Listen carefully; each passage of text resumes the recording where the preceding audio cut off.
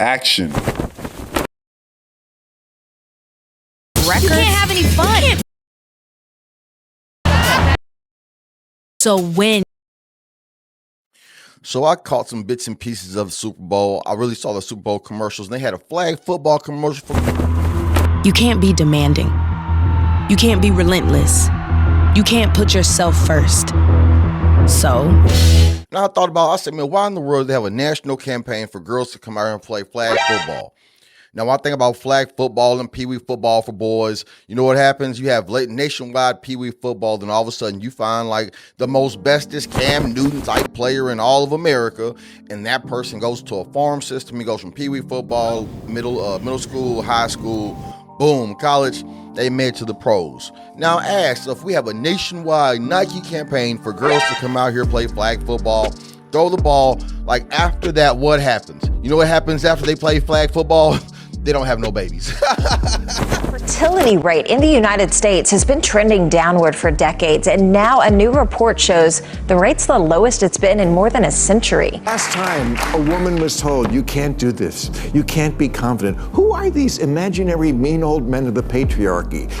I mean, most of the messages you hear out there are girl power, you go girl, girls code. The messages encouraging young women are so ubiquitous, it begins to sound not only dishonest, but just weird and defensive. Who told women that they were oppressed? Who told them this? And I look at the history of America, and there are some very specific statistics that women use. They say they couldn't have a credit card, they couldn't own property. They say these very specific things. Now, if you told me that my negotiation was to be in a family structure with a woman, and in that structure, I could not have any debt but my wife, I was her responsibility. That means she had to feed me, clothe me, house me forever.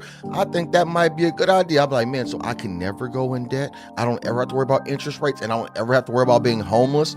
And if you are to leave me, the government is going to give me a check and give me child support for our children. That's a terrific deal. The government made laws to accommodate for women, and now slowly but surely they've undone the things that women don't like, but they haven't.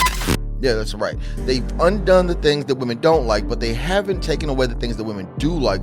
That's a benefit of being a woman, because now it's not equal. Now it's not egalitarian, but we want to continue to listen to Bill Maher and his guests. My kid's 10. We took him and my nephew to see an Ohio State basketball game last year. We went to the women's game to watch Caitlin Clark play. That person talking right now, his name is Tim Ryan, and all I need to know is that there's a D by his name. I took my 10-year-old son to a basketball game, and guess what? It was a women's basketball game, because I want my son to know that he can grow up and he can be just like a woman. You can shoot the basketball just like Caitlin Clark, or perhaps you can shoot the basketball like the best shooter of the basketball in the history of the world, Steph Curry. Tell a 10-year-old boy to grow up and aspire to be Steph Curry. You used to tell girls, hey, you can grow up and be the president. You know why? Because the president was a man. Guess what? You don't have to tell little boys they can aspire to be men. You know what? You don't have to tell little boys that they can aspire to be women. Do you know why? Because they're not women. No matter how hard you try, no matter how hard a little boy cries, he's never going to have his period. My 10-year-old wants to watch Caitlin Clark. I mean, the world has moved beyond a lot of this stuff. There's still issues, absolutely. Are women still dealing? Absolutely, of course. And again, that's why it's not an either-or thing. But I am 51 years old, and around a lot of guys my age who have daughters. They're all in. Yeah. If you're a father of a daughter in America, you better do the best job as you possibly can. But I know there's an overcorrection for a lot of fathers that do have daughters. Do you know why? Because these fathers remember the time when they were little boys and what they was doing to little girls. They was clapping them cheeks. And so now they want to try to over prepare their daughters for men like them. But most of the time, the men that do have children, they're not like the guys who can't get no girls, and so they're preparing women for successful men who have the capacity to have women.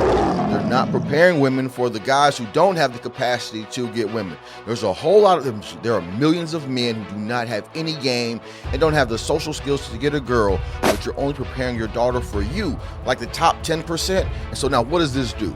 Then she only goes after the top 10 or 20% of men, and if If a man doesn't know how to treat her like her daddy, then guess what? She just has 10 daddies. only friends and 10 daddies. This is the crisis of the American father as he's trying to raise his daughter, thinking that equality is good and ignoring the fact that she got that thing in between her legs. What's that thing in between her legs? Sweet labias. All in with their daughters. You can do anything.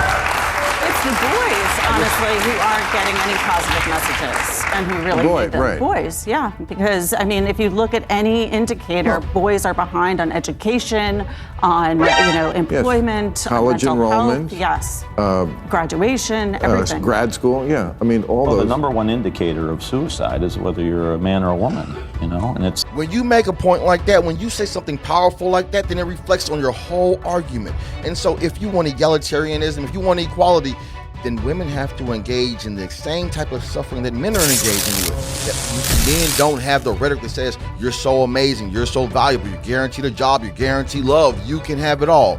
Men aren't told this. Life gives them a swift kick in the butt, and they got to deal with all the aches and pains of life. And when life gets overwhelming, guess what, man? It's checkout time. I got things to see and people to do. Jesus Christ, here I come. And chronicalized all of the issues with young boys and men that are dealing with. And I think all of this women's stuff, which of, pro-choice, I'm pro-women, all that stuff, just set that aside.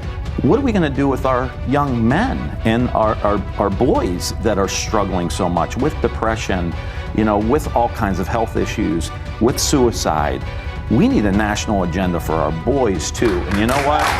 And that's the problem right there. We need a national agenda for our boys. You don't need a federal government for your children. You need to take the government out of the thing. If government doesn't overposition women so that they index higher in all statistical categories, including college all the way to the workplace, if the government doesn't get involved, then it stays an open market competition, and women. Nobody wants to tell the truth. Life is a competition. The workforce.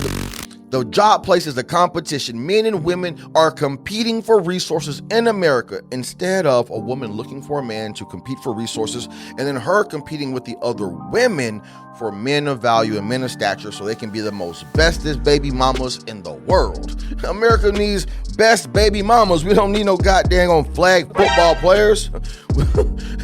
What's a female flag football player supposed to do except for be barren? One of the best things you can do for women is make sure we have real men in our society that are emotionally mature. He will say the truth while simultaneously he says, man, I'm a politician, the Democrats are listening to me, and so I have to go back, I have to say girl power, girl power, girl power, while simultaneously understanding that men are under attack, they're losing their lives, and we need something to help them. And the only thing that helps men is to stop helping women. Once you stop helping women, now women have to compete directly with their husbands and their boyfriends, and then they see, oh shit, my husband, my boyfriend, my daddy, my cousins, my brothers, they work harder than me, they're stronger than me, and they're willing to endure things that I'm not willing to endure. Let me go back to my place. It's only possible if you stop outsourcing power, using the government as force to give women power they didn't earn. They didn't earn it. They never had to use their muscles to get their power. Instead, they outsourced their power through other men, through the police department, through the military. And so now, if you just take away government intervention, we have a regular country where men are more physically strong than women, and women, they get to have babies, and we get to have a nation. We ain't got to bring in 20 million immigrants. Let's keep listening to Bill Maher. And know how to be in a relationship and know how to handle themselves. And I think that's really missing here. And I think the Democrats and I think a lot of the liberals have been, asleep at the switch on this. And that's why you get the toxic masculinity and you get these boys gravitating towards Trump. And I don't even know some of these guys on social media. Andrew Tate, those guys. What's the alternative? There's no alternative to them. I hate all the qualifiers. When they start qualifying, he needs to be emotionally mature. He needs to know how to have a relationship. How many women in America are emotionally mature and know how to be in a relationship? Because if they did, number one, they wouldn't have 2 and 3 baby daddies. They wouldn't have 30,000 skeletons in their closet. They wouldn't have all these bones inside of their body. And so when you make a broad statement like that, then maybe like in school, there should be a relationship class, right? As well as a finance class. And then if I start talking about these classes that school needs, maybe there shouldn't be any schools. COVID showed us that maybe we don't need no schools. maybe parents, maybe once you give a mom Chat GPT and a tablet and a laptop and you can directly communicate with your children, the only thing that you have to do is care. You have to be able to give your child your time instead of giving everything else your time, instead of aspiring to be a goddamn career woman, independent woman. You know, where are the coaches who teach discipline and focus and how to understand what you're in control of and some of these basic principles that we need boys to have? So who on the left that says to the people at Nike, or whoever was applauding this, and says, you know, you're not helping.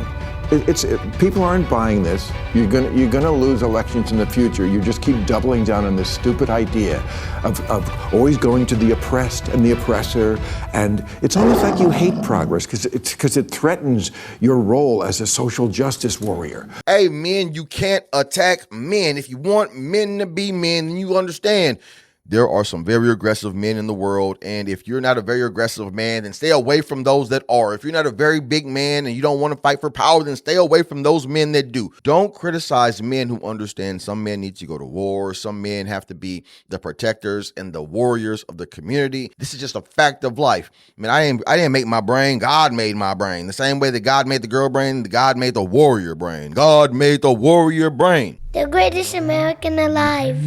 The greatest American alive. The greatest American alive. The greatest American alive. The greatest American alive.